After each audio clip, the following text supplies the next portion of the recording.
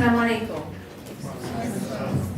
أعوذ بالله من الشيطان الرجيم. بسم الله الرحمن الرحيم. والصلاة والسلام على رسول الله وعلى آله وصحبه أجمعين. رب اشرح لي صدري ويسر لي أمري واحلل عقدة من لساني يفقهوا قولي. Let me start by saying it's a pleasure to be here with you. It's always really nice to see people take time out of their lives for things like this. I see these types of discussions as absolutely essential because we spend a lot of time focusing on taking care of our physical existence. We spend a lot of time worrying about our bodies, which is important. We spend a lot of time worrying about things like image and appearance, but not so much time is always spent on talking about the inner world and talking about our spiritual needs. And so I think it's extremely important that we do take time for these things, and I appreciate you coming, and I ask Allah subhanahu wa ta'ala to put tawfiq in success and barakah in our time. If I can, before I begin, ask you for two favors, two requests. And that is that I ask that everyone in this room set an intention. And the reason I ask that, I try to ask this, whenever I speak to an audience, is that we're taught a few principles by Allah subhanahu wa ta'ala, and that first principle is that matters are by intention. إِنَّمَا الْأَعْمَالُ بِالنِّيَّاتِ, that all matters are by intention, وَإِنَّمَا لِكُلِّ امْرِئٍ مَا نَوَى, and that everyone will have what they intend. And so intention is very important in everything that we do, that we set a purpose of what we hope to gain. And the other reason that this is important is that we have to set goals. We have to know where we're going if we want to end up there, right? So a destination is very important, right? When you're going somewhere and you take out your GPS, you need to know the address if you're going to end up there. You need to be clear on where you want to go, where you want to end up, for you to actually end up there. So I want to ask you, what do you hope to gain? What do you hope to take home with you? Why did you come? What do you hope to? What's your goal? And set that very clear within yourself.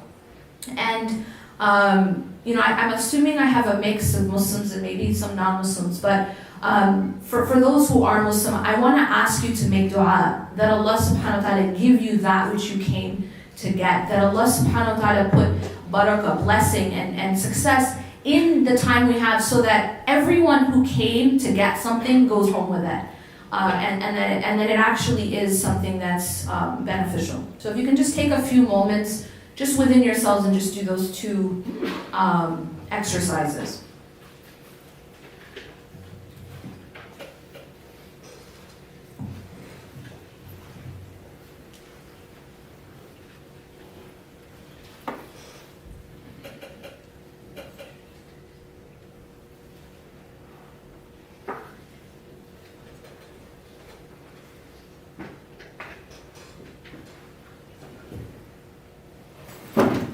All right, are we kind of good? Yes, a nod? You need more time? No, you're good? Okay, cool. Can I ask if anyone wants to share what their goal is or what they hope to gain? And if you don't, that's fine. Yes? Ajr. Ajr. Okay, ajr means reward. Jazakallah khair. Simple and powerful. Anyone else? Yes? To get something out of this evening and to be beneficial and learn and constantly learn more about my deen in the process while enjoying time with friends. Okay, excellent. Yes? For me, it's kind of like a reality check or a checkpoint. Sometimes I feel like I really just need a boost of some sort, and in person is just a bit better for me than it is like over listening to lectures online. Okay, so that boost. So reward, boost, learning more about the deen. Anyone else? Yes? I guess I noticed that it fell on Mental Health Awareness Week, and because I'm going to school for, mental health and counseling, I figured it would be really nice to come and just learn more and kind of get an Islamic perspective on that as well. Excellent. So the mental health aspect of spiritual well-being. Yes? I want to be more spiritual and less materialistic. That's a great goal. I want to be more spiritual and less materialistic. Okay, so these are all great intentions, and I hope that, inshallah, that this can be a stepping stone in that direction. So, on that note, we live in a world, as many of you have alluded to, that is quite distracting, and it can be quite materialistic. And what does that mean? It means that there are basically two parts to our existence. One part is the physical or the seen world, the things that we can see and feel and touch. And then we know that there is the unseen world, the things that we can't see. We can't see the soul. We can't see the spiritual heart. We can't see God. We can't see angels. That there is an entire world that's unseen. And what often happens, and this is natural because it's unseen, the unseen world gets sort of forgotten. And there's a lot of focus on the seen world. And in other words, the material world, the materialistic aspect of our existence.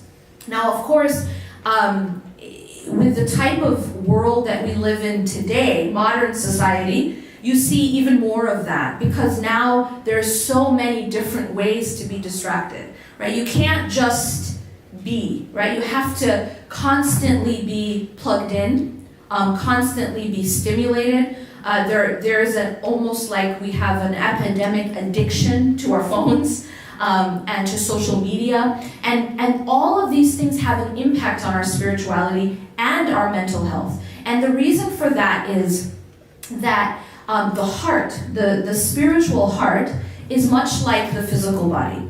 Now, the physical body has certain needs, right? To stay alive, to be healthy. And all of us, we understand those needs. We understand, for example, that we have to breathe, yeah? And it was funny because she's like, try not to move. I was thinking, don't breathe either. But we have to breathe to stay alive, right?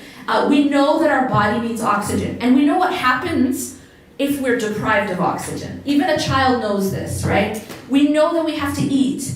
We know that we have to keep ourselves purified physically, right? No one says, I don't need to take a shower because I did that last September, right? Or last October. We constantly have to keep purifying our bodies. We take consistent showers. We know that there's certain things we have to do to protect our bodies, right? We know that when it's very cold outside, you have to put on a jacket. We know these things. But often what happens is that we don't really know how to take care of our hearts. We don't know how to take care of our souls. And the human being is not just a physical body. The human being is also heart and soul. And the physical, the spiritual part of the human being is just as important as the physical. And one could argue that may be even more important. And I'll explain why. When you think about the physical body, and of course we have to take care of our physical body because this is a trust from God. But when you think about the physical body, how long is it gonna last? How long does your body last? How long does anyone's body last? Well, at most maybe 100 years, right? Most people aren't gonna live that long. What happens after 100 years to our physical body? Well, everyone knows, whether they're Muslim or they're Christian or they're Jewish or they're agnostic or they're atheist, knows that the physical body after 100 years disintegrates, right? Everyone agree?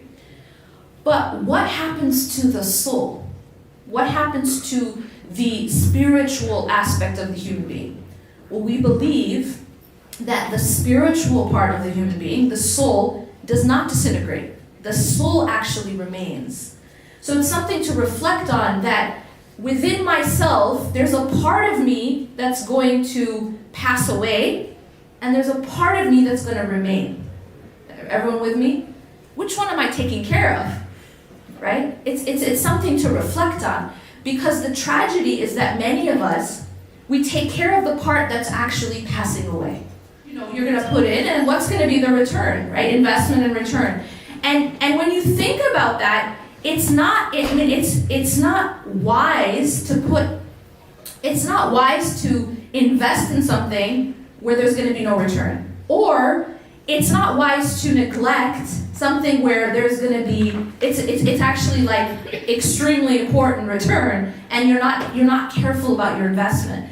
And what's happening here is that we sort of live our lives in a way it's not very logical, because we put a lot of investment in temporary things and we neglect things which are eternal. And so I want to just emphasize why this discussion is important and why it's important that we focus on the building of the heart and the spiritual self. So what are we told in the Quran about the heart? Well, one of the lessons that we're taught in the Quran about the heart is that when we return back to our Creator, what's going to benefit and what's going to matter isn't going to be the money that we made. It's not going to be how we looked, how our body looked like. It's not going to be how many followers we had on social media.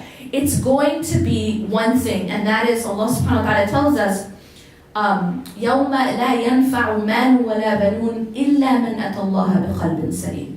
So when Allah talks about going back to the Creator, and He says, there's this really beautiful dua of Ibrahim alayhi salam, Prophet Abraham, and he says, وَلَا تُخْزِنِي يَوْمَ يُبْعَثُونَ. He says, do not disgrace me on the day when everyone is going to be brought back. And on that day, يَوْمَ لَا يَنْفَعُ مَالٌ وَلَا بَنُونَ, the day when nothing will benefit anyone, of wealth or children. Now when you look at these two things, wealth, we know wealth, right? This is something we chase in this life. It's something that people feel powerful when they have it. And children here it's sort of like a representation of power, at that time. So power, children, wealth, these things are not going to benefit anyone. What will? إِلَّا مَنْ أَتَى اللَّهَ بِقَلْبٍ سَلِيمٍ. Except for the one who returns back to God with a heart that is sound. And this is what I want to talk about. What is qalbun salim? What does it mean to have a healthy heart? And how does that relate to having healthy spiritual and mental well-being? How does the heart relate to our mental health and our spiritual well-being? And what does that mean? And then how do we get there? So what I want to do is I want to give you guys two analogies. One is the analogy of a journey, and the other is the analogy of the body. So the first one is the analogy of a journey. When you guys are going on a trip, there's a few things that you need in that journey. So we've already kind of talked about the fact that we are on a journey, and it's a spiritual journey. It's a journey of our hearts back to our Creator. It's a journey of our soul. So on this journey, what do we need to be successful?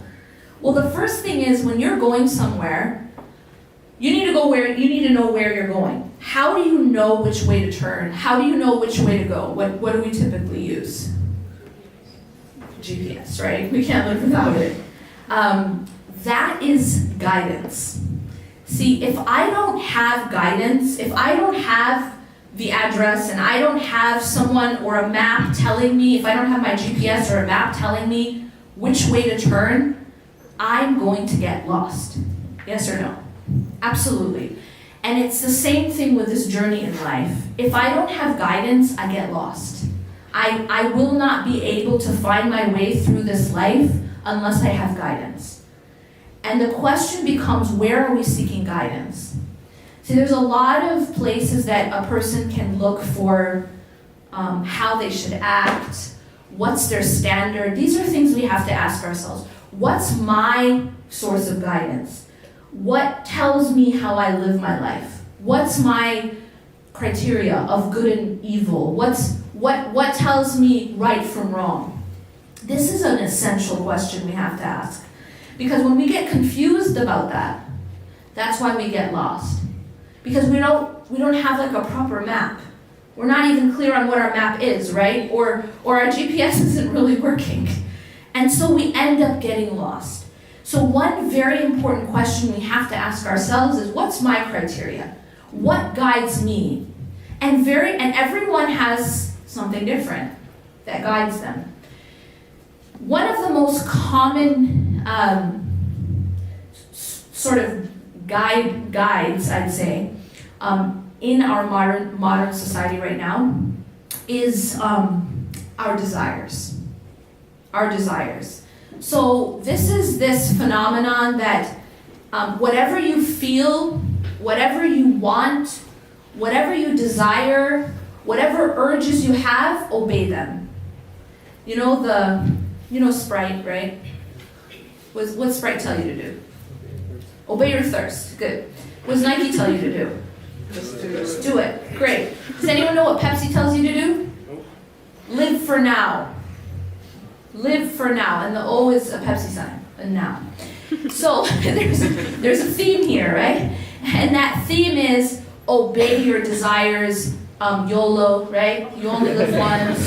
Live it up, right? That's it. You got this life and that's it. So maximize pleasure. Worship your desires. It's literally a type of worship. Because what is worship, essentially? Well, worship isn't just praying. You know what worship is? Worship, as defined for us, is when you say, Sami'na wa ata'na. Worship is we hear and we obey. That's what worship is. When you worship something, it's your master, right? You're a slave. So when master says do, you hear and you obey. You understand? That's what a slave is. So when your desire says do, and you just say, I hear and I obey, you are a slave to your desires. And this is a very, very serious problem that we have in our society today. Because it's stuffed down our throats. It's actually taught to us and forced upon us that you must obey your desires. That you must worship your desires. That in fact you are a slave to your desires. Realize that every single person takes some sort of master. This master becomes what we enslave ourselves to, right? Even an atheist has a master. You understand? Even an agnostic has a master, has something that they worship. Not in prayer, but in obedience. Do you understand? You become enslaved to this thing, whatever it happens to be. But everyone has a master. In our deen, this is called an ilah. You know the word ilah? Where have you heard this word before? In the shahada, right? What's the shahada? What makes you a Muslim? Ashhadu, I bear witness, and la ilaha illallah. So you're saying, I bear witness that there's no ilah except God. Okay? But everyone has an ilah. Every single person. Whether you believe in God or you don't, you have an ilah. The ilah is that thing that you worship.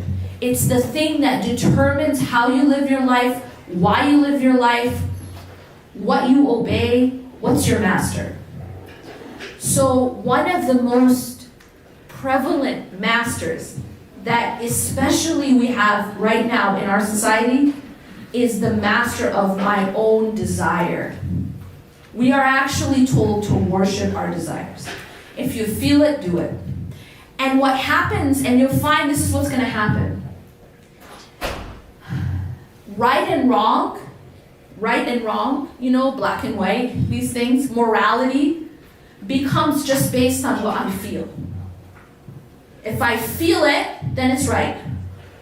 And if I don't feel it, then it's wrong. So I become the source of right and wrong. And I'm sure you can imagine how dangerous that would be. Is that whatever, imagine a person who doesn't like their car, so they like their neighbor's car, so they desire that car. So does that mean it's okay to go take it? Right? You might have a desire due to your anger to go beat someone up. But is it okay to do it just because you feel it? And the answer is no. But there is a huge, there's a lot of confusion right now. There's a lot of confusion right now, and it stems and it's rooted in this particular issue. And that is, if you feel a desire, if you feel an attraction, obey it. And just because you have that desire and you have that attraction, it immediately makes it okay. And that is essentially the problem.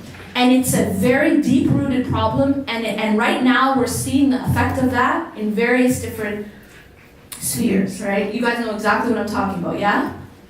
And the problem here is that we have to go back to ask, what are we worshiping? What's our ilah? What is our ilah? What makes something right and wrong? And is right and wrong above my desire? Or does my desire determine right and wrong? You understand? This argument that just because I feel an attraction to someone, that becomes okay for me to obey that desire, comes and it's rooted in this idea that I worship my own desire. Does that make sense?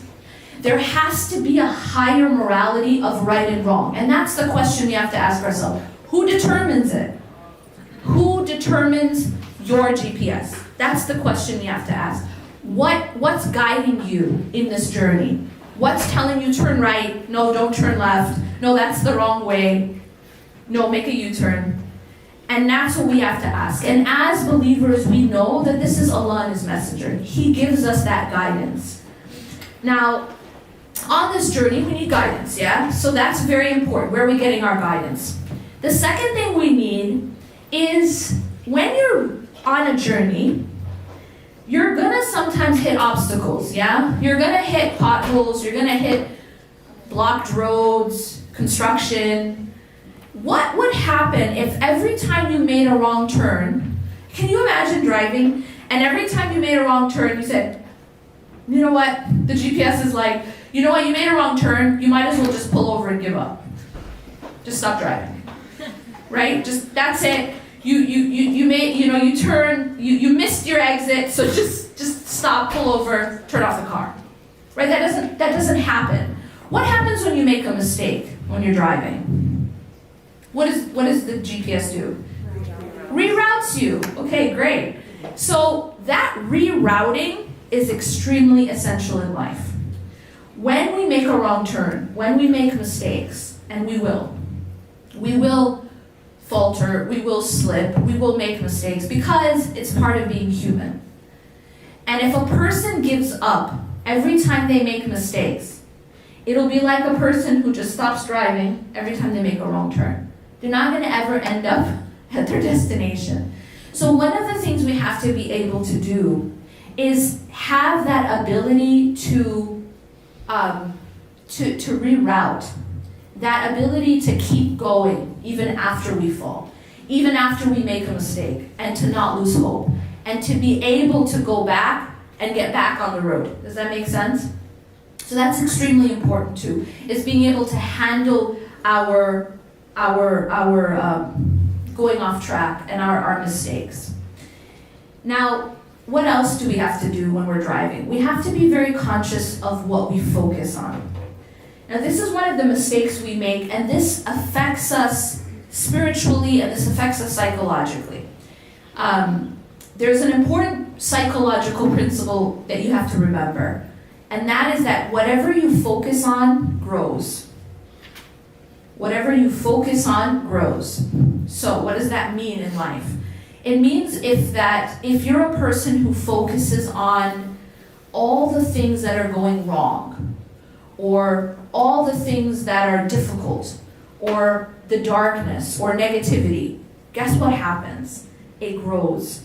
It surrounds you. If you're a problem-focused person, you're always going to be anxious. And the reason for that is that whatever you focus on, it grows and it surrounds you. And on the other hand, if you're a person who focuses on positivity, if you're a person who focuses on what you have, it also grows. And this is that power of now in this this new age discussion all about positive psychology, right? What is positive psychology about? Well, it's all about how do we improve our quality of life and increase well-being and develop flourishing and all these kinds of concepts. You know what they found when they talk about happiness now? Because psychology is kind of taken, now they've moved away from the traditional psychology. Now positive psychology isn't as interested in looking at disease as it is just let's look at how we can just be happier people. There's a lot of research right now about increasing well-being and being happier. And you know what they found? One of the most powerful ways to just be a happier person and to increase your well-being is the power and the practice of gratitude. Why is that? Why is gratitude so powerful? I mean, they found in studies that keeping a simple gratitude journal, writing 3 to 5 things every day that you're grateful for, is so powerful that it can actually help treat depression. And this is just that simple shift in what you focus on. Because whatever you focus on, it grows. I always use this example. It's a simple but powerful example. So I saw this meme once. Yeah, that's always a scary way to start a sentence. I saw this meme once where there was a picture of two pictures of this little boy. And the top picture had a little boy who was holding one slice of cake. And he was really, really happy because he had a slice of cake, right? And then below him was another little boy holding an entire cake, missing one slice, and he was sad. So what's the difference between the two boys? Well, first tell me who has more cake. The second one, the one who's sad. Yeah, he actually has more cake, but he's sad. Tell me why he's sad and the other one's happy. It's simply focus. The difference between the two boys is what they chose to focus on. The one on the top chose to focus on what he had. He had a slice of cake. That was his focus, so he was happy. That is the power, that is the practice of gratitude. The one on the bottom had 13 slices, but he was missing one. And that one was the one he was focused on, and so he was sad. Do you see that? This is the power of focus. And what you focus on grows. If you focus on that thing that you have missing in your life, you will always feel poor. You'll feel deprived. You'll feel impoverished. Even if you're rich. But if you focus on what you have, you'll always feel rich. Even if you don't have a lot.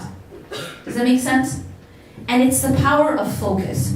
And so in any given situation, you choose what you focus on.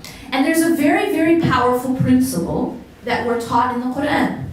How many people know what this ayah means? Inna ma'al usri yusra. Inna ma'al usri yusra. Yes? With hardship. Okay, great. Oftentimes, people mistranslate this verse. And they say that it means after hardship comes ease. You've heard that a lot, right? Yeah. This ayah, and there's another ayah in the Quran which talks about after hardship, but this ayah says, Inna ma'al usri yusra, which means with, and I'm going to emphasize the word with. With hardship comes ease. That's very, very, the with here is very important. Because what it indicates is this. See, a lot of people feel like life is kind of all bad or all good. You ever fall into that? You feel like, you know what, I got good times and I got bad times, right? And right now, it's bad times. But that's actually a myth. It's not true. You never have all good or all bad. No one does. That's not the nature of the world.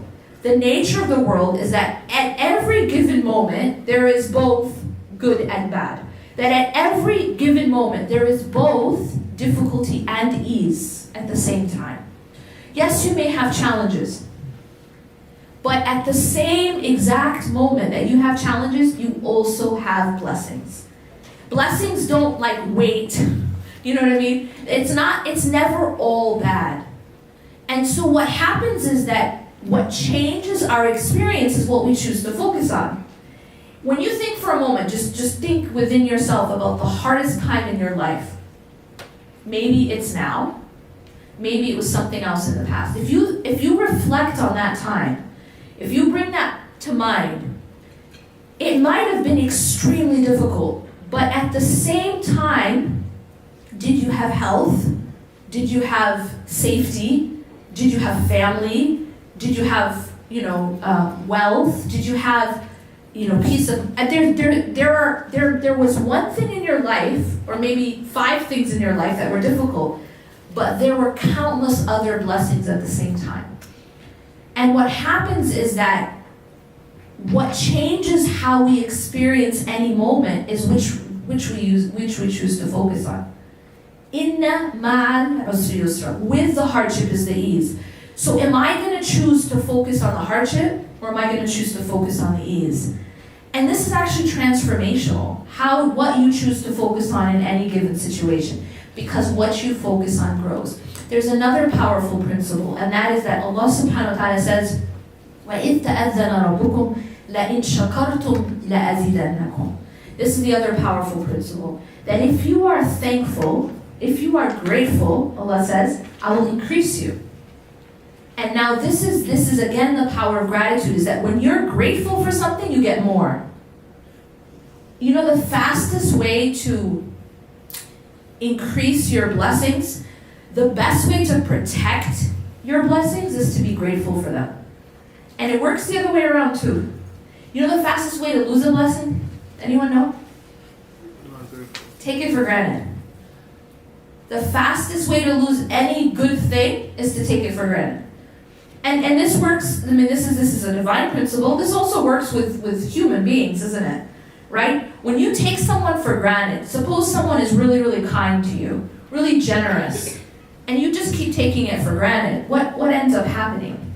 Does that increase that behavior or decrease it? When you take someone for granted, it decreases that good behavior. That good thing that you're taking for granted, it makes it decrease. Whereas when you show appreciation for someone who's kind or generous, what does that do to the behavior? Anyone? It increases it, right? The best way to motivate behavior is to just appreciate it. And this is how it works as a divine principle. If we are thankful, if we're grateful, Allah increases us. There's something else I want to point out about this ayah. Inna ma'al usri yusra. So we said the first part I wanted to emphasize was the ma'a, right? The with. That they happen at the same time. Don't ever think that things are all bad. They're never going to be all bad. It's impossible, because it's not the nature of dunya. It's not the nature of life. Allah always gives ease at the same time as hardship. The other point I want to make about these ayats, Inna ma'al usri yusra, is that Allah subhanahu wa ta'ala says, and this is linguistically, it's a linguistic miracle, but it also gives us this meaning, is that the word for difficulty is singular in this verse. So there's one difficulty, and the word for ease is plural. So do you see the other lesson here? Is that it's not one-to-one, okay? It isn't like God is giving you, for every hardship, there's only one ease. It doesn't work like that. For every one hardship, there's plural, many eases. And so our blessings are more than our hardships. Our ease is more than our difficulty. But if we shift our focus to only looking at that one hardship, it'll look the other way around. To us, it will look like our difficulties more. And that's all has to do with focus. There's another point about focus that I want to emphasize. And that is, you are what you eat. Right? Yeah. You are what you eat physically, right? Right? If you eat really unhealthy food, you're going to be really unhealthy. Okay, guys? All right. If you eat healthy food, you're going to be really? Okay, great. Okay. So it's a principle. We understand.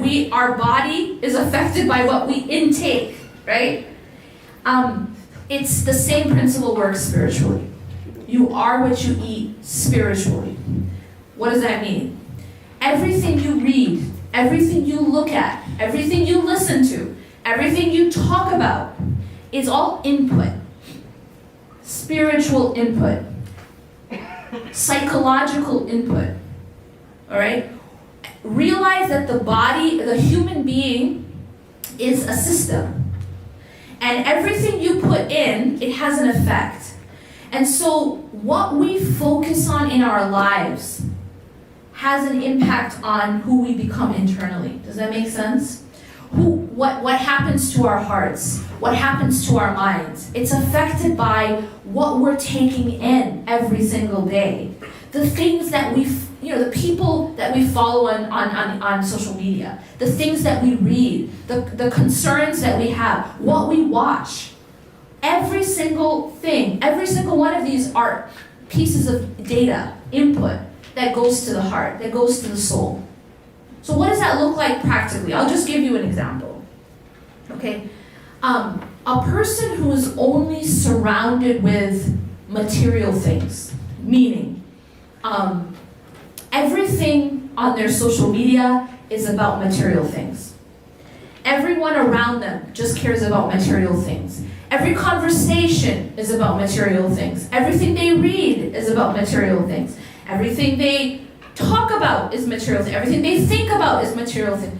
What do you think is going to be most important to that human being? You guys are brilliant. Honestly, I don't know why I'm here. It's simple. And that is essentially the issue. That is the problem. It's like, I don't want to be materialistic, say, yeah? But everything around me, everything that I read, let's just look at our newsfeed. Let's just look at our newsfeed, right? You know, this is what I tell people. Think about your newsfeed, whatever newsfeed that is, whoever it is that you're following, whatever it is that you're looking at, right, in your feed every day. Think of that like your fridge. That's your fridge. That's what you're going to eat that day. Okay? That's what you're going to eat that day. So whatever's on there, that's what you're taking in, isn't it? And so you have to ask yourself, what kind of food is it? How is it? Is it healthy? Is it something that's good for your mental health and psychological and spiritual health?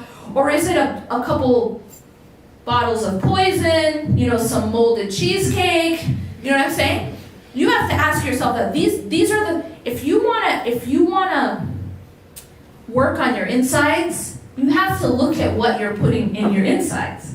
And that is really, like, in the day and age that we live right now, your social media is a big part of that. Because that's what you're looking at that's what you're eating every single day. So one very simple way is to look at your newsfeed and just look at the quality of it. Just take a look. What's on there? For some people, it's a lot of really terrible, bad news. You know those bad news people? Do you know what I'm talking about?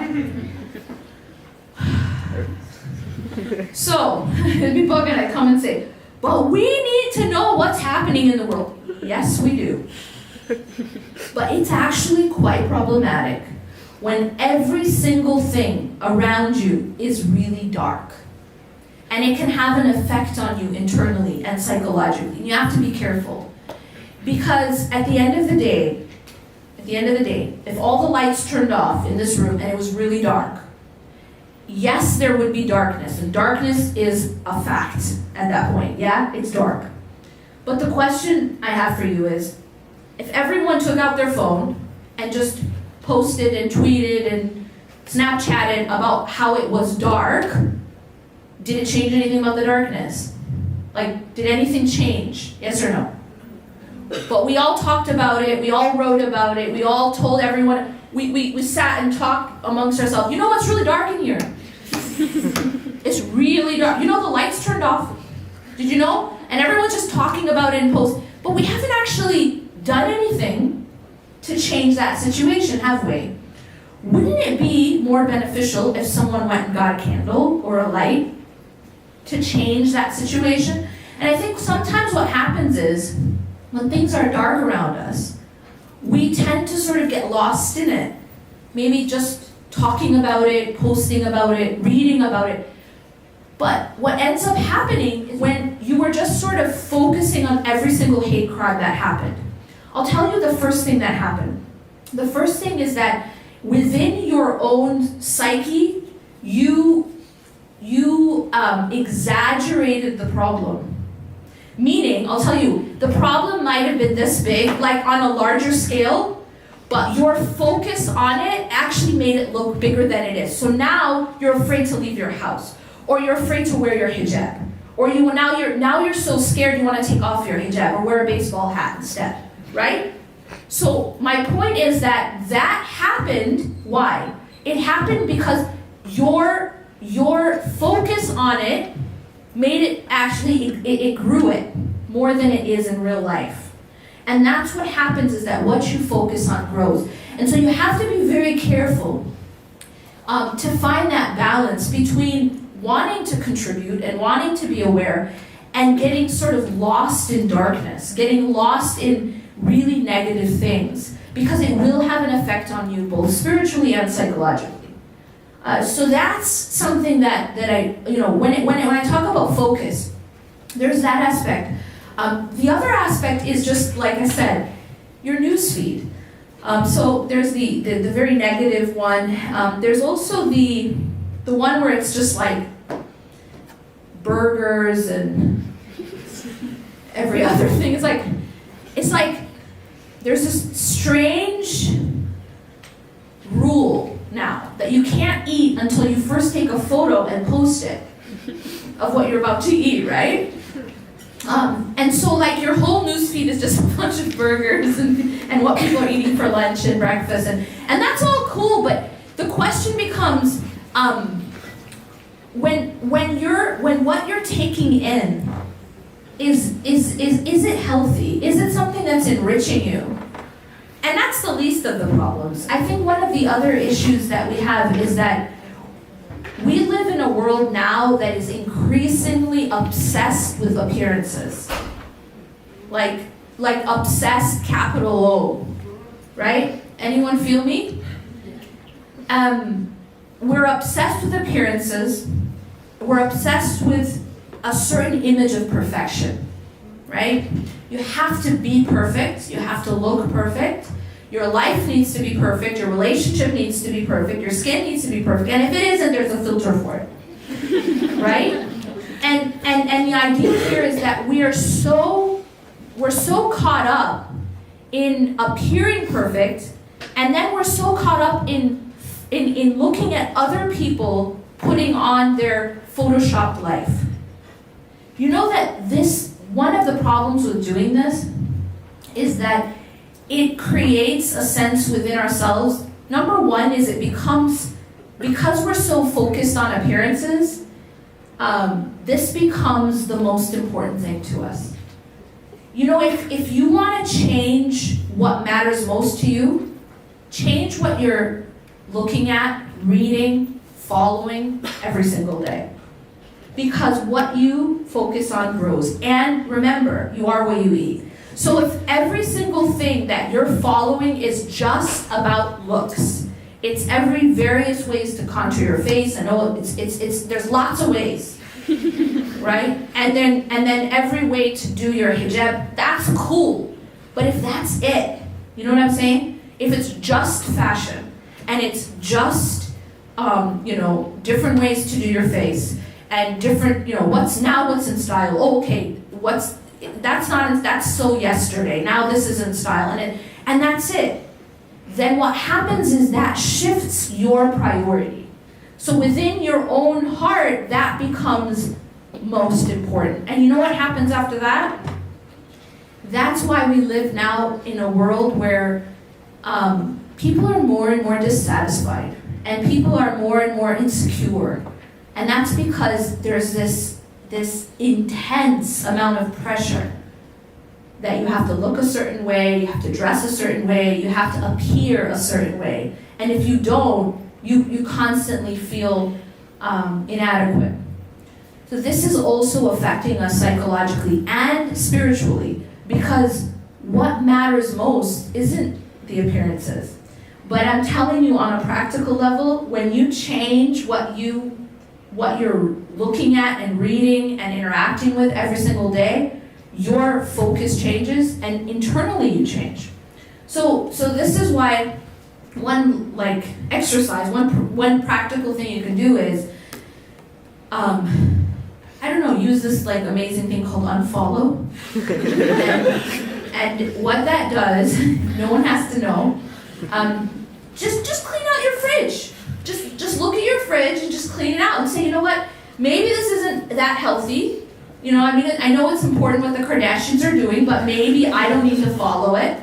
And maybe I can put more healthy food in my fridge. Something that will actually enrich me, that will teach me, that will help me develop myself internally. Okay? Does that make sense? Okay, cool. Now, here's the other part I want to talk about, and that is when we go through this journey, there's going to be times when we get hurt. There's going to be times when we face, a lot of obstacles. There's going to be storms in our lives. We're going to have to be able to know how to handle that. One thing that happens is that I think we generally live in a world where we know kind of how to take care of our bodies, when we get hurt. We know that we go to the doctor. We know if you get cut, you have to clean the wound, and there's a process we know how to do. But I think emotionally we don't have those skills. We're not really equipped with what I call emotional first aid, or what psychologists call emotional first aid. And that is, how do I deal with the pain in my life? How do I deal with the challenges? How do I deal with stress, chronic stress? How do I deal with just being a student, right? I don't think we have this emotional first aid. And I would add to that spiritual first aid. And I'm just going to kind of put those together. Let me just say this. And I want to summarize so that I can open up for discussion and questions. I said I'm going to give you two analogies, the journey and the body.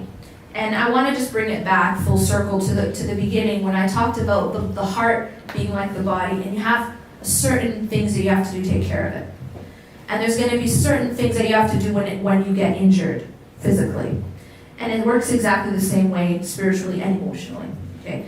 First, I want to just talk briefly about taking care of the heart, and then I'm talking about healing quickly. We need oxygen to stay alive, yeah? Everyone agree? You don't seem too short. You're good? We're good, okay. Spiritually, we also need oxygen. And what I have come to know from, various, research and study, if you look at the Quran, you look at the Sunnah, and all the stories that were given, and all the text, you can come out with is that the spiritual oxygen is the prayer, is the salah. Salah, or prayer, is what connects us to Allah subhanahu wa ta'ala and what literally oxygenates our hearts. If a person doesn't pray, it's like a person who doesn't breathe. And so when we talk about spiritual well-being, and this spiritual, first aid kit, the first thing that we have to have in that is prayer. Just like I can't talk to you about taking care of your body if you're not breathing, right? That would be pretty weird if I sat up here and I was like, okay, we're gonna work out, we're gonna eat, raw, organic, and none of you are breathing, right? I've missed something important in talking about well-being. If I'm not telling you, you have to breathe, by the way, before we can talk about anything else. You gotta breathe to stay alive. And this is how it works spiritually. I can't talk about spiritual well-being without talking about spiritual oxygen first. And that's the prayer. And the salah, when Allah subhanahu wa ta'ala prescribed salah, and by the way, the prescription of salah was done in a very unique way. Unlike any of the other commandments, unlike any of the other pillars, unlike any of the other things that were given to the Prophet ﷺ, the command to pray was given in Isra and Mi'raj, which means that the rest of the commandments came down to the Prophet, peace be upon him, through Angel Jibreel, right? But for Salah, Allah subhanahu wa ta'ala brought the Prophet up to the heavens. Even the way in which Salah was given to the Prophet was unique. It was very special. And that was when the Prophet was ascended to the heavens. And that is when Allah subhanahu wa ta'ala gave the commandment of Salah. Salah is the first thing we're asked about on the Day of Judgment. And the Prophet ﷺ said that if our salah is in order, then that person will be successful. And if it's not, the person will have failed. And that's because salah is that essential oxygen that we need just to stay alive spiritually. The other thing about salah to keep in mind is, you know when a doctor gives you a prescription, and suppose a person is very ill, and they need this medicine to stay alive, right? And the medicine's given at particular times, right? The doctor says you have to take it in the morning, and then take it again at noon, and then take it again. And if this medicine is keeping you alive, you're probably going to take it as prescribed, right? No one's going to be like, well, today I have an exam, so I'll skip 3 doses, right? Or better yet, I'm studying for finals this week, so I'll breathe next week, right? I'm busy. We don't do that. We know we have to breathe to stay alive. We know we have to take the medicine as it's prescribed in order to continue to be healthy. And this is how it works with the spiritual prescription of salah, is that Allah, and He's high above any analogy of a doctor, He knows what He's doing when He commands and when He gave us that prescription at specific times. So taking that medicine and taking it on time. Breathing to stay alive, regardless. One other thing that happens is sometimes when we feel low, we sometimes want to give up, especially the salah. Like, you know what, I don't feel like it. I can't pray. I'm really having a low period. That's like a person who says, you know what, I'm feeling a little bit sick, like maybe you have the flu, so I'm going to stop breathing. That's the same thing. To say that, you know what, because I'm sick right now, I'll stop breathing, and once I feel better, I'll start breathing again. You guys understand the logic, or the illogic, do you understand? It's that oxygen that's going to help you to actually get better, even if you're feeling sick. And that's what happens with prayer, is that if we give up our prayer because we're feeling down, we'll only get more down. It's not, if we continue to breathe and we continue to take that oxygen, then eventually we'll come back up. And this is, I think, one of the most important parts of the spiritual, like first aid kit, is that no matter what, you gotta breathe. Do you guys understand? No matter what, you need oxygen, right? It's like a non-negotiable for any of us. It doesn't matter how busy we are, it doesn't matter how upset we are, we keep breathing, right? And that's how it works with salah. And if a person really does that and really commits to their salah, to their prayer, then our ups and downs of life, they don't destroy us. They don't destroy us. We go through ups and downs, but eventually we come back up. I'll tell you, the way that a person comes down and then just keeps going down is when they give up their spiritual oxygen. That's why people hit what we would call rock bottom, is that it has to do with letting go of that part of what's keeping your heart alive and keeping it healthy. So salah is the first thing. The second thing I recommend in this toolkit, right, in this emotional or spiritual toolkit, is the adhkar. And when I say adhkar, there are prayers that the Prophet ﷺ used to say throughout his day. And like, we all have busy days, right? So nowadays there's like apps for dua, right? One of the ones that I found to be really good is called My Dua. It's spelled MYDUAA. How many of you have ever heard of Fortress of a Muslim? This collection. Most of you have, right? It's just a collection of the supplications of the Prophet, peace be upon him, and from the Quran. And what it is it's just organized. For every single walk of life, there's a prayer. Why is this important? Now this may seem like, well, what's the big deal? The reason this is important is what it does is it focuses the heart on God, on Allah subhanahu wa ta'ala, even while the body is going through the mundane. Does that make sense? So you're leaving your house, you're starting to drive, you're traveling, you're eating. There's a prayer for everything. And so what that does is it allows us to be taking care of our spirituality even while we're taking care of our worldly affairs.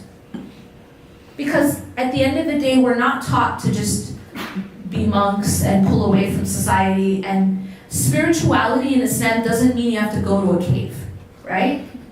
Spirituality, we're taught by the Prophet ﷺ that spirituality is something that you can do within your life, while you're in school, while you're married, while you're a doctor, while you're a parent. You understand? It's not about leaving the world. It's not about leaving the world. And this is something that, you know, one of you had mentioned, is that wanting to be less materialistic and more spiritual. You know, a person can be surrounded with money and still not be attached to it. So a person can continue to live and be, you know, the Prophet ﷺ used to play every role, right? He was married, he had children, he was a leader, he had friends, he had companions. He was involved in worldly life, but internally he was connected to God. And how does that happen practically? That's a concept, right? That's theoretical. How does that happen practically? It's through these adhkar. That's how you go from point A to point B. That you're in your life, but internally you're connected to God. So it's not about leaving the world, but about being spiritual within the world. And that's what the adhkar does practically. So if you download this app, this is the thing about it, is that there's a supplication for everything. You know, you're studying for an exam, you're going through a difficult time, you're afraid, you're having a lot of anxiety about something. You know, just going through your daily life. There's a supplication for everything. Even intimacy, there's a supplication. So what it teaches us is that everything in this life can actually bring us closer to Allah if we do it in the right way and we remember Him. So the adhkar. And then finally, the third part is connecting our hearts to the Quran, the words of Allah subhanahu wa ta'ala, because we're told that it's actually a cure. Allah says shifa, that the Quran is a cure, shifa'un lima fi sudur, for what is in the hearts, what is in the chest. And then finally, so these are the kind of the three maintenance part, and then finally is just the emotional well-being of healing, and that is this. This is a bigger discussion, like it's its own discussion, but to summarize, we have to find a balance between two extremes. One extreme is when imagine a person gets a gunshot wound, right? They get hurt. And they just take a Band-Aid, cover it up, and say, I'm good. What's going to happen to that wound? Anyone? It's going to actually get infected, yeah? And then over time, that infection might grow so much that this person either will need to amputate or they can actually die of the infection. Now, why is that? It's because, you know, but wait, doesn't time heal all wounds? Someone tell me why not. You know this cliche, time heals all wounds?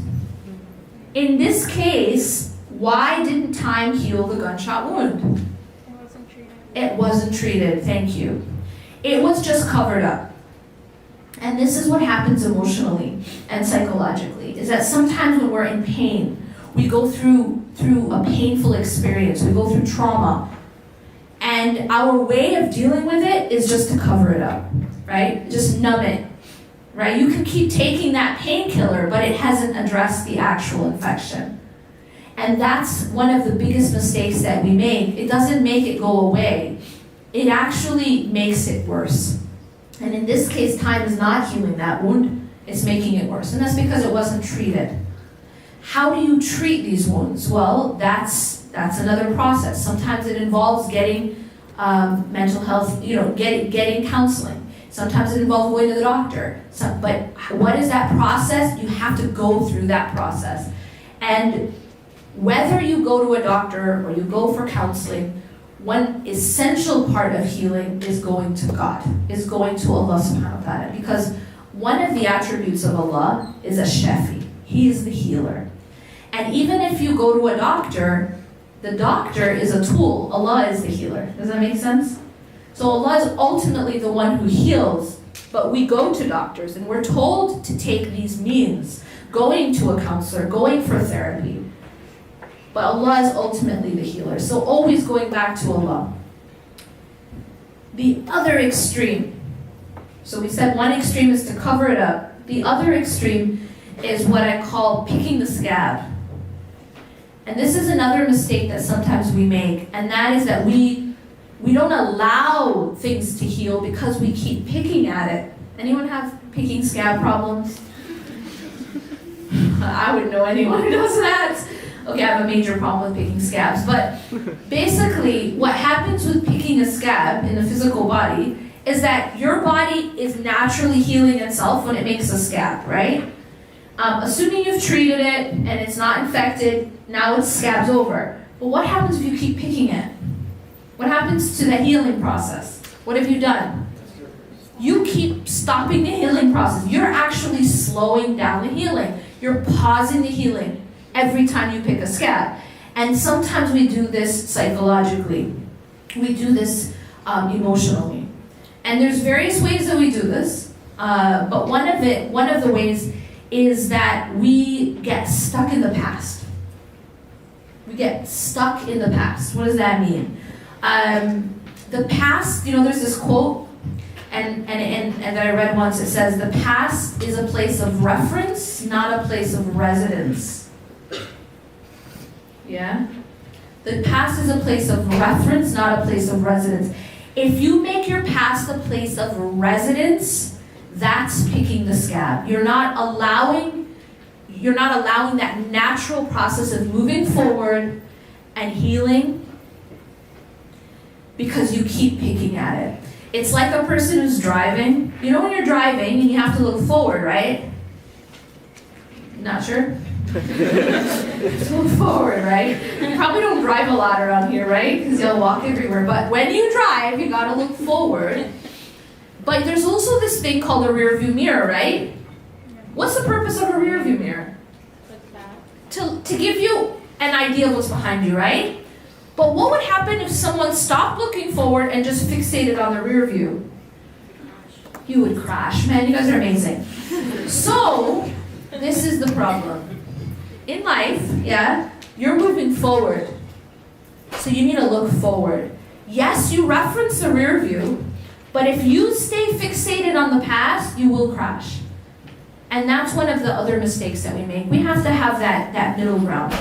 أقول قولي هذا واستغفر الله لي ولكم إنه غفور رحيم سبحانك اللهم وبحمدك أشهد أن لا إله إلا أنت أستغفرك وأتوب إليك. I want to pause there and open it up for questions or reflections or whatever you want to say or ask. Don't all speak at once. Yes. At the beginning you said we all had an ilah. Yes. And that we're so sucked into this materialistic world and following our desires. So doesn't that technically mean we're committing shirk? Okay, so her question is, when I said that we all have an ilah and we sometimes get sucked into these materialistic desires, doesn't that mean we're committing shirk? It's a form of shirk. Okay, so technically, there's shirk al-akbar and shirk al-asghar, right? There's major shirk. Well, by the way, let me define shirk. Shirk is associating a partner with God, right? Yes, there's major shirk, which is to pray to other than God, to say God has a partner, a son, a father. But then there's also minor shirk. Yes, one way that we commit minor shirk is, for example, riyah, like showing off, praying not for God, but so people will look at us and say, wow, that person's so holy. So that's a type of minor shirk. Now, in terms of taking another ilah, it's like within the heart, there's like a core part of the heart. And this is something I talk about in both of my books because it's an essential part of understanding why we do what we do and why we actually experience pain. This is another thing. In talking about pain, like pain is a part of life, right? But there is like a really, really deep type of pain, both emotionally, psychologically, and spiritually, that comes out of putting something other than God at the core of our hearts. That's like deep, but we don't have a lot of time to discuss it more, but putting something other than God at the core of our hearts. And in other words, that's taking something other than God as an ilah. And some people do that with money. Some people do that with their desires. Some people do that with another human being. Like, what happened to Romeo and Juliet? Why did they end up committing suicide?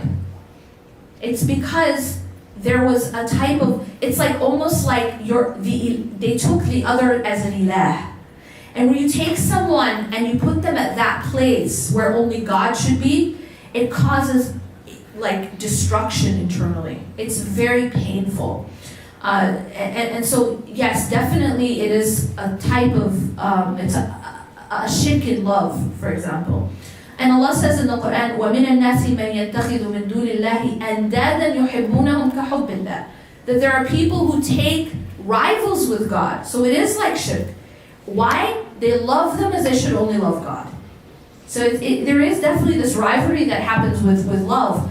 And a lot of times it can be our career. It can be our money. It can be our child. You know, I talk about this idea of like, a lot of cultures actually teach women to take their children and put the child at the center of their life and then do tawaf around them. You know, like just revolve their existence around this child. And then we're told this is called being a good mother. But it's unhealthy and it's an imbalance because only God should be at the center. And when God's at the center, then you can have everything in its proper place. But when you put something else there, whether that's money or it's power, oh my God, so many people worship power, right? I mean, look at what's happening in the world. It's just because of a worship of power, a worship of money, that it causes immense destruction when you put something else at the center and you worship it. Yeah. So I think it's very difficult to be able to tell when that's happening, especially with like family and relationships they have with friends and so forth. So what would you say is a really good way to kind of look at that and say, okay, like my focus is too much that way, especially with parents, for example. You might have a love for them that's so strong, and we're taught that this is how you're supposed to love them. We're supposed to treat them a certain way and put them above all else.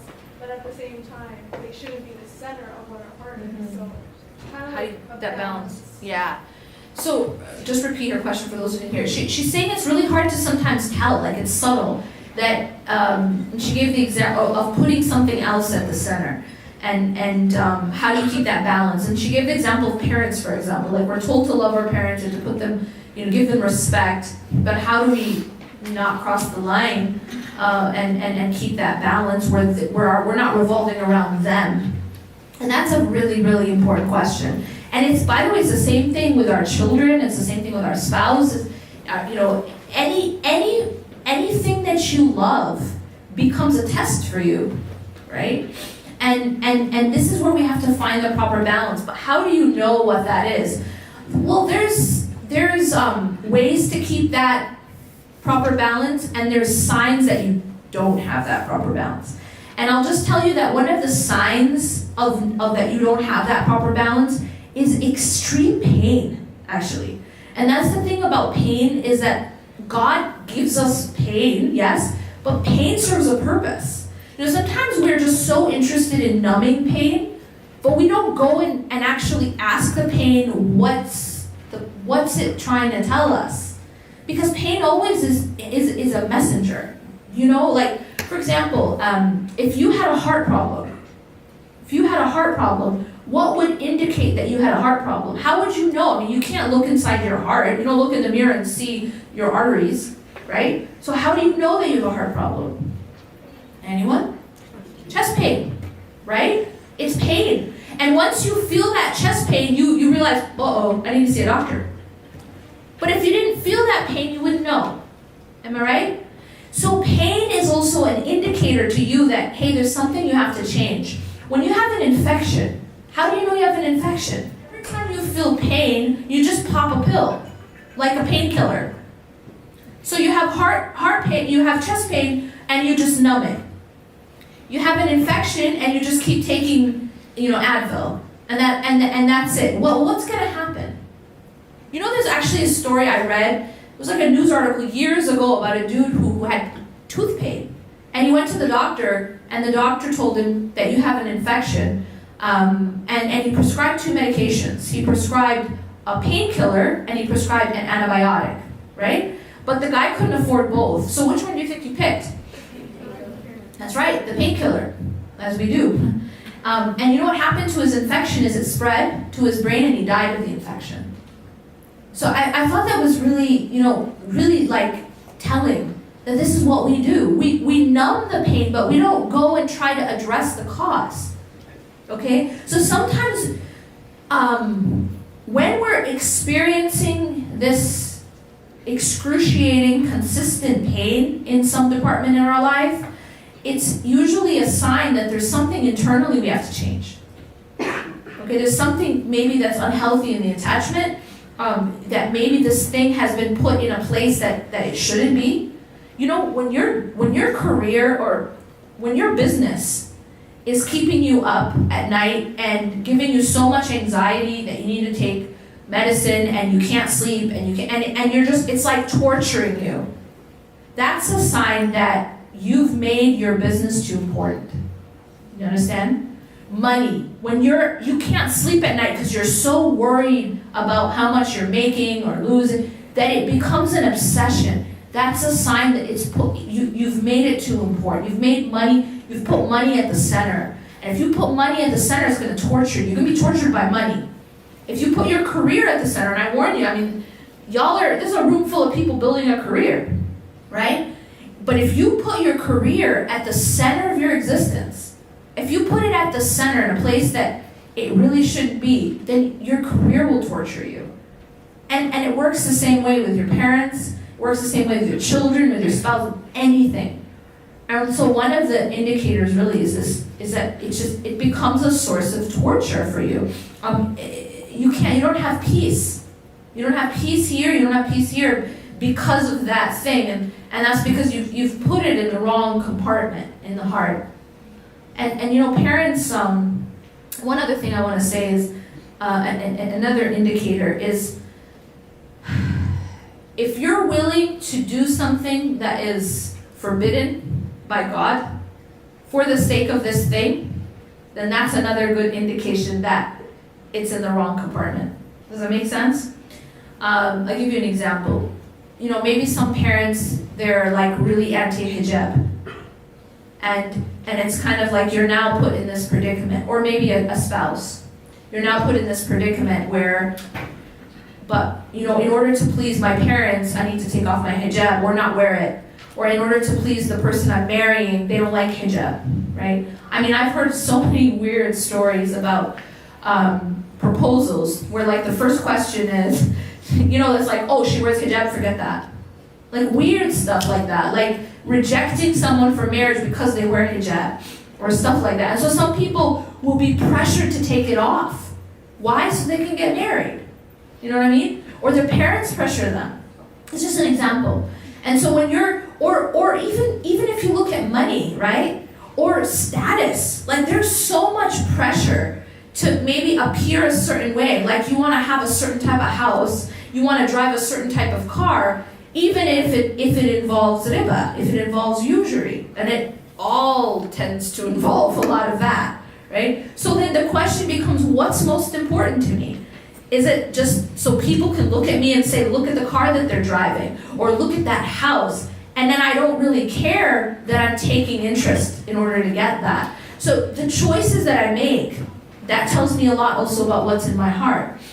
So if I'm willing to break the rules of God for the sake of this thing, then that shows me that this thing is actually like an ilah for me. And sometimes that happens in career, right? You gotta sell alcohol, or you gotta, to make more money. That shows me that actually money is at the center. Because I'm willing to sell alcohol, I'm willing to get, involved with riba, I'm willing to do anything, even if it's haram, for the sake of money, or for the sake of my career, or for the sake of my parents. So that's another indicator. And then finally, I'll just give one last example. Sometimes when we become so, and I mentioned this before, so obsessed with how we look, and like what society deems as beautiful, I'm also willing to do things which are haram in order to fit that standard. The way I dress, right? Because society is going to come, and society keeps changing its standard of beauty, right?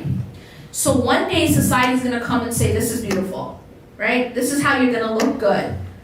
But then tomorrow it'll change, right? Now sometimes that standard is going to be in contradiction to God's standard. Yes? No? It does, right? Sometimes a standard of dress, of what's considered fashionable or what's considered beautiful by society, is going to be in complete opposition or completely opposite to what Allah says is beautiful and how we should dress. So now I'm faced with a choice, right? Which one do I obey? That gives me an indicator, like a practical indicator of what is really at the core of my heart. And if it's fashion, then I'm always going to obey fashion. Fashion can say anything he or she wants to, and I will obey it. There is a lot of samana wa atana when it comes to fashion. There is a lot of we hear and we obey when it comes to fashion. And I won't even get into skinny jeans, but... You feel me? Like, do you feel me?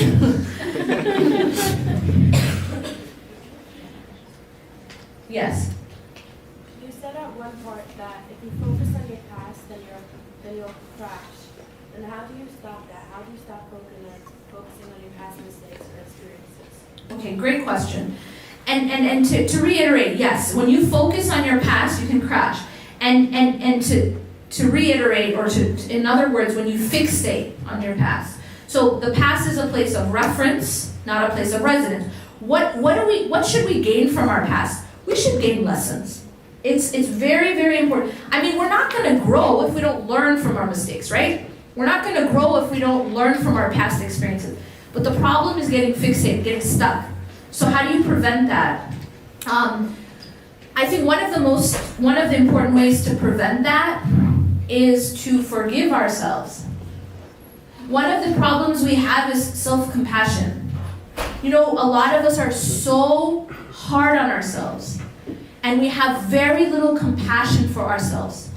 You know, you can have compassion for everyone else, right? Your friend comes to you and says, you know what, I really messed up. I made this big mistake. I did this thing and it's terrible. How do you respond to your friend? Most of you would probably not say, you good for nothing, useless piece of... You don't talk that way to your friend, right? I hope. Anyone? Right? Okay. And if you did, you probably won't have a relationship anymore. Okay? There's a certain way that you respond when your friend comes to you with a mistake that they made, right? You're probably going to be like, you know what? Everyone makes mistakes. You have to just move forward, make amends, and move. You're going to be like encouraging. You're going to have this thing called compassion, I assume. Right? Yeah? Okay. Well, what happens when you make a mistake? How do you talk to yourself? How do you treat yourself when you make a mistake? So something in your past that you did wrong, or something in your past that hurt you, do you give yourself the same compassion? That's important. We have to learn self-compassion. So being able to forgive yourself for not being perfect. Because no one is. No one's perfect. So allowing yourself to be human and having compassion for yourself, forgiving yourself. And of course, if you make a mistake, ask Allah for forgiveness. But also forgive yourself. Because that's one of the things that holds us back.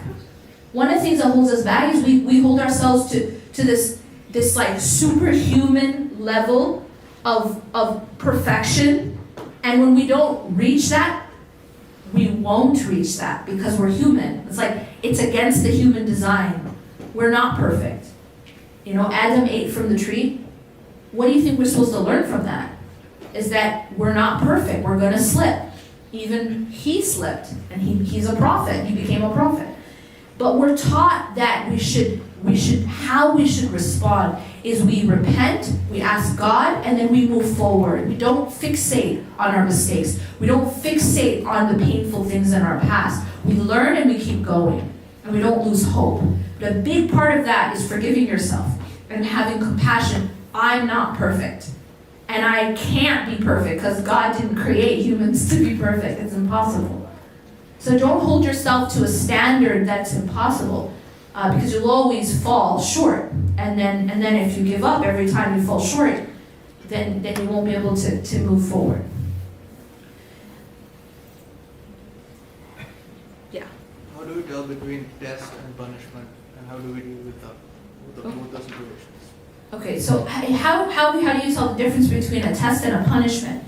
Someone might go through a hardship, and for one person it's a punishment, for another person it's a test, or even a purification.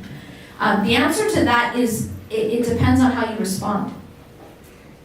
So a person who comes through their hardships and becomes closer to Allah, becomes better, becomes purified, then you know that's not a punishment, because it's made you better.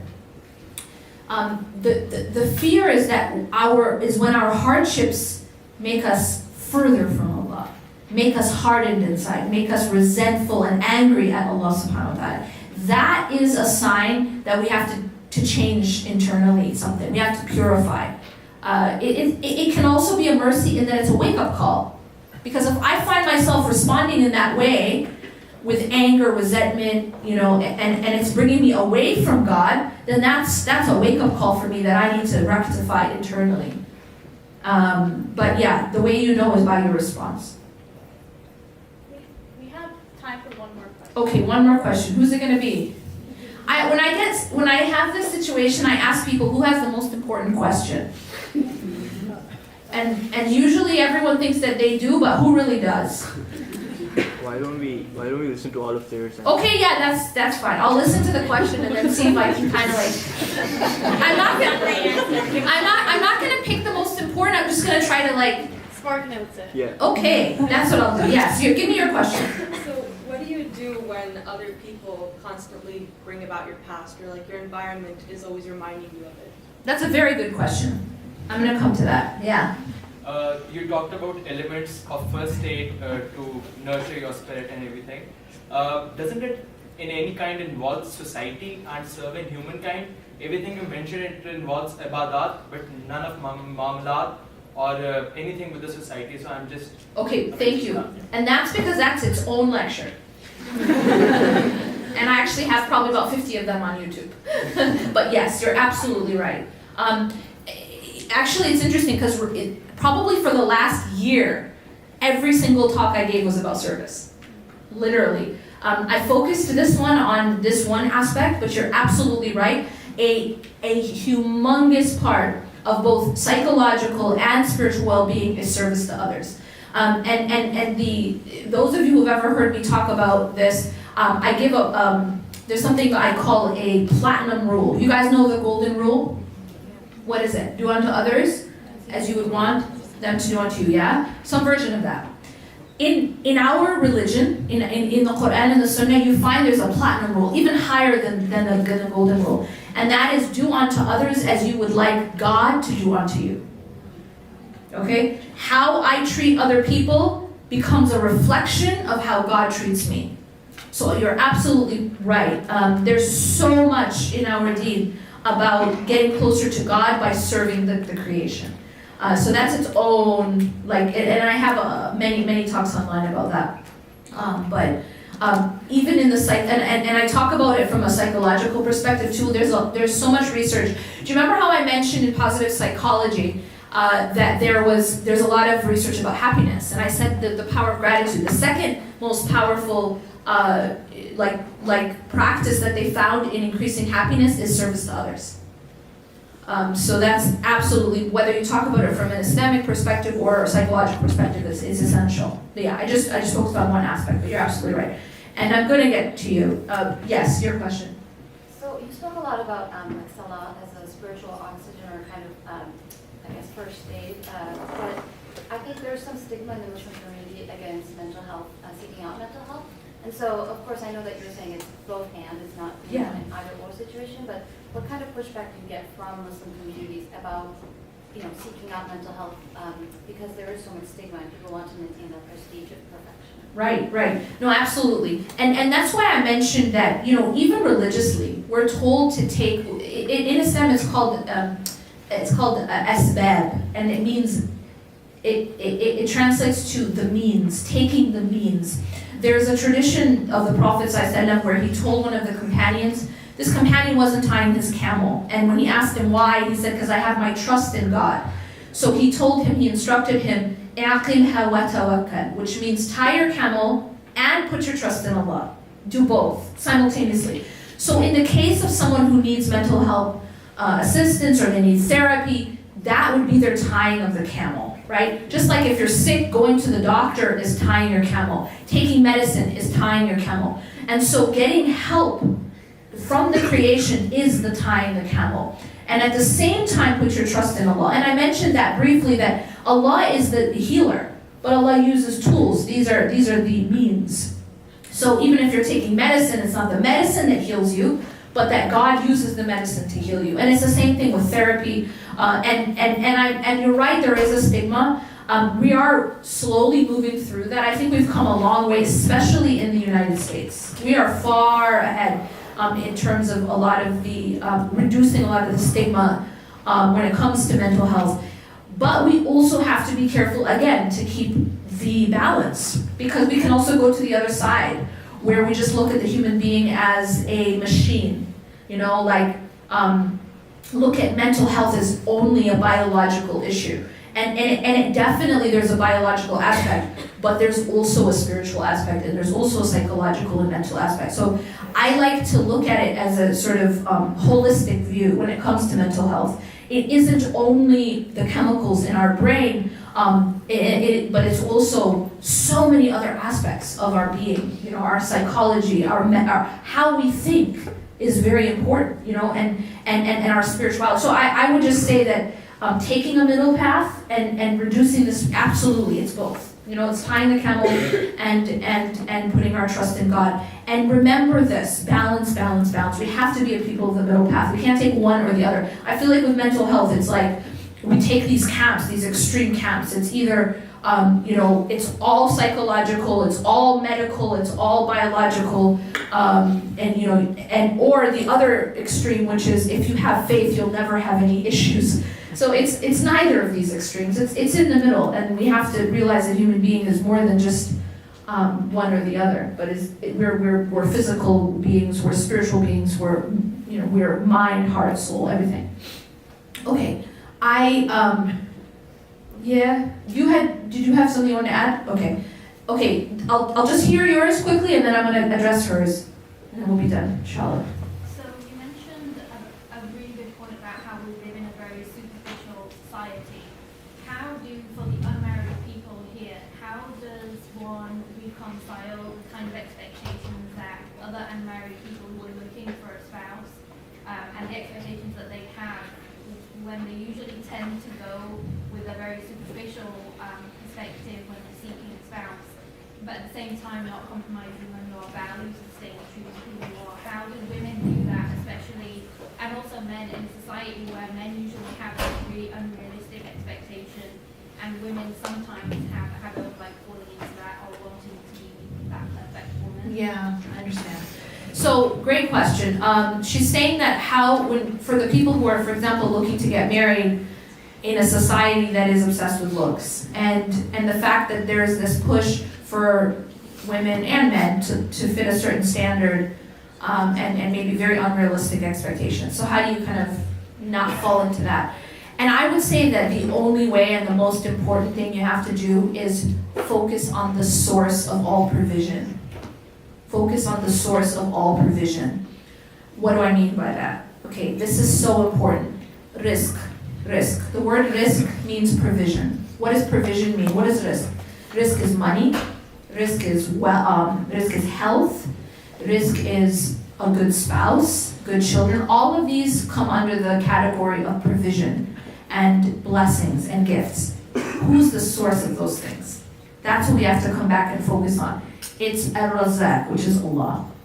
So what we have to do is sort of sift through all this, there's a lot of illusions out there, right? We think that okay, if we think I'm gonna get a good spouse by taking off my hijab or looking a certain way or acting a certain way, then we're deceived. Because that's not where risk comes from. Provision comes from God. That's what we have to remember. Provision comes from God. So if you want goodness, you have to seek it from God. And you're not gonna get goodness from God by displeasing God. Make sense? It's sort of like the person who wants a raise and they think, okay, I want a promotion, so I'm gonna do absolutely nothing that the boss wants me to do. I'm gonna do everything opposite. I'm not gonna, boss tells me to do this, I'm gonna do the opposite. And I'm expecting a raise. I'm expecting a promotion. This is what we do with Allah. Like, we break His rules and then we hope for good, which is illogical. So I think that really it's about going back to the source and asking the source and doing your best to do right by Allah, because Allah is the one who's going to give you that spouse and that good job and that health and all the things that you want. And practically, I would say this: there's du'as that you can make. There's things that you can do that we're told increases our provision. One thing I'll give you is the dua of Musa alayhi salam. Rabbi inni lima anzalta ilayya min khayrin faqir. It's actually a verse in the Quran in which Musa alayhi salam, he says to Allah, Rabbi inni lima anzalta ilayya min khayrin faqir. Oh my Lord, I am poor for whatever good you send down to me. Repeat that dua a lot. And when he said this dua, we know from his story, he went and he was in a really, really bad situation at that point. He had accidentally killed a man, and now he's escaping basically this, the persecution of these people want to kill him. And after that, he got married and got a job. So that's a good thing. So Rabbi inni lima anzalta ilayya min khayrin faqir. So repeat that a lot. The afkar are very powerful. La hawla wa la quwwata illa billah. That's another one that repeating a lot brings provision and removes barriers. And the other thing I want to say is istighfar. So saying a lot of istighfar, repentance. The Prophet ﷺ said that when you repent, when you do a lot of istighfar, it gives you, it solves a problem. If you have a difficulty, it gives you a way out of that difficulty. It protects you from anxiety, and it provides you from places that you never imagined. These are consequences of our dhikr, of our adhkar. So that's what I would say for someone in that situation. And don't never think that you'll get good from anywhere other than Allah. There's no other source of goodness, right? Now your question, and I'll end with this. What happens when your environment is pushing you back or is pulling you down and reminding you of your past? The first thing that I have to say is do your utmost to have a more healthy environment. And that may or may not be possible at this exact moment, but it is an important principle that we try to be in a healthy environment because we're affected by our environment.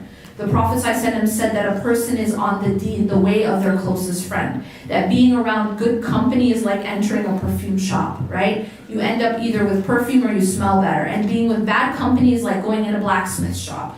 You either get burnt or you come out smelling bad, okay? So your company matters, your environment matters. Now, if you can, try to find better company that isn't pulling you down, that isn't toxic, right? That's number one. If that's not possible at that given moment, but that should be your goal, right? Your goal should be to be around a healthy environment and around people who are good for you. Make sense? But sometimes, for a temporary amount of time, maybe someone is a child and they can't get out of that situation, etc. Then in that case, it's like a person who works in a radioactive plant. What do you got to do? Like, that's your job. What do you got to do? Wear a lot of protection, okay? And in this case, the protection is the remembrance of Allah. When you do, like, you remember the three things I said, the salah, the afkar, and the Quran? That's like wearing protection in a radioactive plant. Because you can't get out of that situation for whatever reason. And I hope it's temporary, because you should never, keep yourself in a toxic environment like that. But in the meantime, you just have to make sure you're well protected. I'll just end on this anecdote. One time I told someone this in the audience, And she's like, I do work at a radioactive. Like, she actually worked at one. I was like, wow. I gave her that example. I'm like, suppose you worked at a and she's like, I do. Anyways, inshallah, we'll wrap up there. جزاكم الله خيرا. أقول قولي هذا واستغفر الله لي ولكم إنه غفور رحيم. سبحانك اللهم وبحمدك. أشهد أن لا إله إلا أنت أستغفرك وأتوب إليك.